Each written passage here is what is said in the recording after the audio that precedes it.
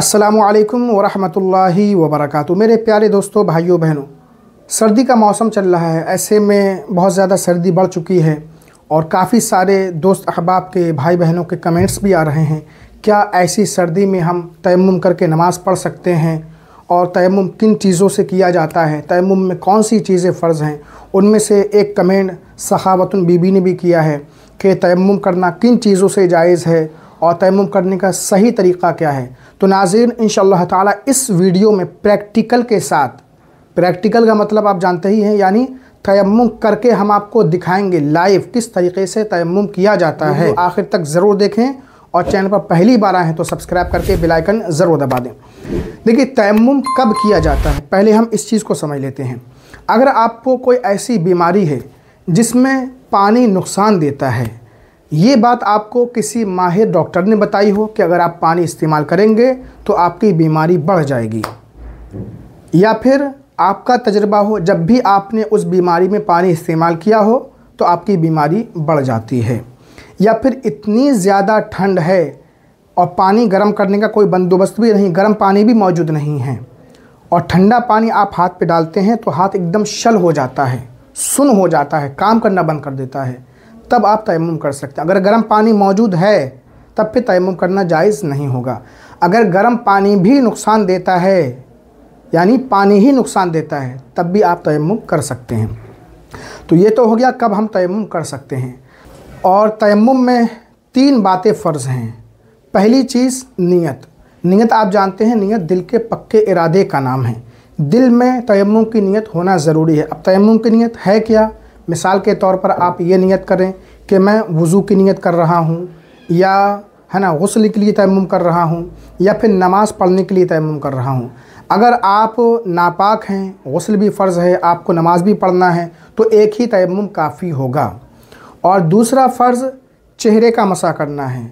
जितनी हद वज़ू में धोई जाती है, मिसाल के तौर पर है ना, पेशानी पर बाल उगने की जगह से थोड़ी के नीचे तक, एक कान की लौ से दूसरे कान की लौ तक, ये पूरे चेहरे का आपको एक बार मसाह करना है। फिर दोनों हाथों का कोहनियों समेत एक बार मसाह करना है। तो ये 3 चीज़ें तयम्मुम में फ़र्ज़ हैं। नियत है ना, दिल के पक्के इरादे का नाम है। आप ज़बान से कहेंगे है ना, मैं नियत कर रहा हूँ नमाज़ पढ़ने के लिए, गुस्ल के लिए, वज़ू के लिए, और दिल में पक्का इरादा होना ज़रूरी है। तो अब चलिए हम आपको तयम्मुम का प्रैक्टिकल तरीक़ा करके बताते हैं और किन चीज़ों से तयम्मुम हो सकता है, किन चीज़ों से नहीं हो सकता है। उसके लिए मैंने कुछ चीज़ें जमा करके रखी हैं, मैं उसके ज़रिए आपको समझाने की कोशिश करूँगा। जो चीज़ें ज़मीन की जिन्स से हैं, मिसाल के तौर पर ये देखिए, मिट्टी ज़मीन की जिन्स से है, पत्थर है, ईंट है, तो इन चीज़ों से तयम्मुम हो सकता है। चूना है। और इसका एक कायदा मैं आपको समझा देता हूँ कि जो चीज़ें है ना आग में जलती नहीं हैं, पिघलती नहीं हैं, जैसे मिट्टी है, पत्थर है, ईंट है ना, चूना है, तो इन चीज़ों से तयम्मुम हो सकता है। और जो चीज़ें आग में जल जाती हैं, पिघल जाती हैं, मिसाल के तौर पर देखिए, ये लकड़ी है, आग में जल जाएगी, इससे तयम्मुम नहीं हो सकता है। इसी तरीके से ये प्लास्टिक है, आग में ये जल जाता है, पिघल जाता है, इससे तयम्मुम नहीं हो सकता है। शीशा भी आग में पिघल जाता है, उससे भी तयम्मुम नहीं होगा। और हमारे घरों में जो चिकने पत्थर होते हैं, टाइल्स वगैरह, आप समझ रहे हैं, टाइल्स वगैरह अगर है आपके घर में लगी हुई है, मार्बल लगा हुआ है, तो उससे भी तयम्मुम नहीं होगा। हाँ, अगर उस पर गर्द जमी हुई है, धूल मिट्टी है, तब उस पर तयम्मुम हो। मिसाल के तौर पर ये देखिए, टाइल्स है, तो इससे तयम्मुम नहीं हो सकता। अगर इस पर धूल मिट्टी जमी है तो उस धूल मिट्टी से तयम्मुम हो सकता है। इसी तरीके से लकड़ी है, लकड़ी से तयम्मुम नहीं होगा। हाँ, अगर इस पर धूल मिट्टी जम गई तो उससे तयम्मुम हो जाएगा। अब ये मिट्टी है, मिट्टी के ज़रिए हम आपको तयम्मुम करके दिखा सकते हैं। अगर आपके घर में चूने की दीवार है तो उससे भी तयम्मुम हो सकता है। तो बेहतर ये है कि आप अपने घर में थोड़ी बहुत मिट्टी है ना रखें तयम्मुम के लिए। अब तयम्मुम करने के लिए सबसे पहले हमें तयम्मुम की दिल में नियत करना है। मिसाल के तौर पर मैं नमाज़ पढ़ने के लिए तयम्मुम कर रहा हूँ, ठीक है, और दोनों हाथों को कुशादा करके इस तरीके से आप मिट्टी पे मारेंगे, रख देंगे। फिर हाथ पर आपके गर्द अगर ज़्यादा लग गई तो आप इसको ऐसे झाड़ सकते हैं, ऐसे भी झाड़ सकते हैं, लेकिन ताली नहीं बजाना है। अब चेहरे का हमें मसा करना है एक बार, ये देखिए,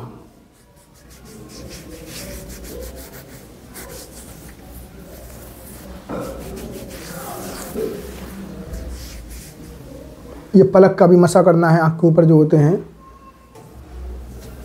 होंठ का मसा करना है, ऊपर के होंठ का, दाढ़ी का मसा करना है, एक बार भी सूखा ना रह जाए। तो ये हो गया चेहरे का मसा। अब फिर हमें एक बार दोनों हाथों को मिट्टी पर मारना है, गर्द लग जाए झाड़ लेना है।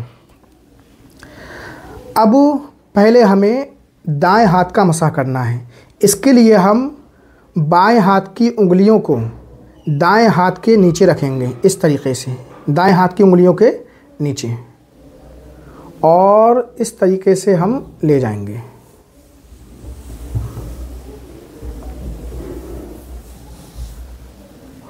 फिर ऊपर की जानिब लेकर के आएंगे और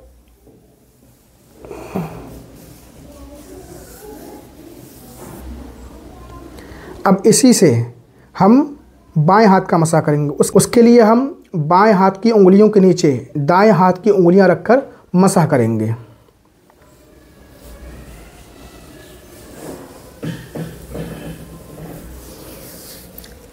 ये देखिए, इसको है ना मोड़ लेना है,